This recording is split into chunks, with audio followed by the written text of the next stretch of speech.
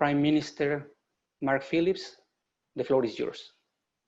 Thank you, Mr. Ariel Yepes. In the interest of time, all protocols observed. It is a pleasure to be here today to participate in this high-level dialogue on the regional energy agenda for a post-COVID-19 era. The pandemic has affected us all and has brought extraordinary challenges on the road to recovery. I thank the International Energy Agency, Latin American Energy Organization, and the Inter-American Development Bank for organizing this important event, which seeks to engage countries in the region on sustainable and resilient recovery efforts.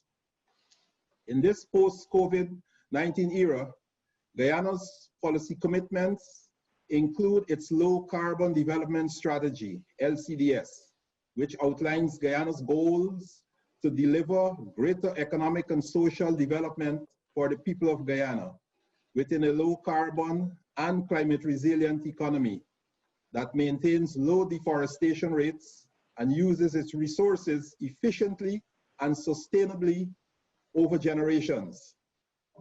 In this regard, the government of Guyana aims to provide affordable, stable, and reliable energy to benefit both households and businesses, and will pursue a program with an energy mix that includes hydropower, natural gas, solar, and wind, which will lead to more than 400 megawatts of newly installed capacity for residential and commercial users over the next 5 years, and a reduction in the cost of energy by at least 50%. The government will also take urgent action to improve and upgrade the national grid for transmission and distribution of power. Our government is committed to implementing the following measures as part of our energy diversification and access initiatives: completion of the Amelia Falls hydroelectric project, investigating and exploring all possibilities for the use of natural gas for electricity production, investment in solar and wind systems for off-grid areas, expansion of the hinterland electrification program, where an upgrade and replacement of solar photovoltaic systems is expected for some 25,000 households in hinterland and riverine communities.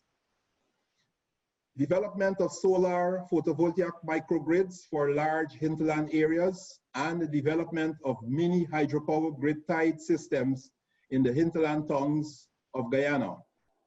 These actions will lead to a modernized energy sector with an increased mix of clean and renewable resources that provides affordable, reliable, and clean energy services for all in the most sustainable manner.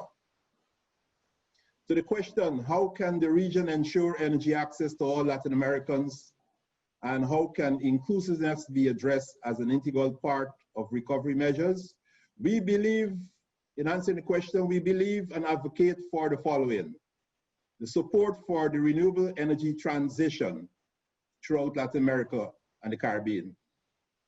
Access to grant funding and concessional financing will go a long way to facilitate this type of technology in hinterland and remote communities, not only in Guyana, but throughout Latin America and the Caribbean.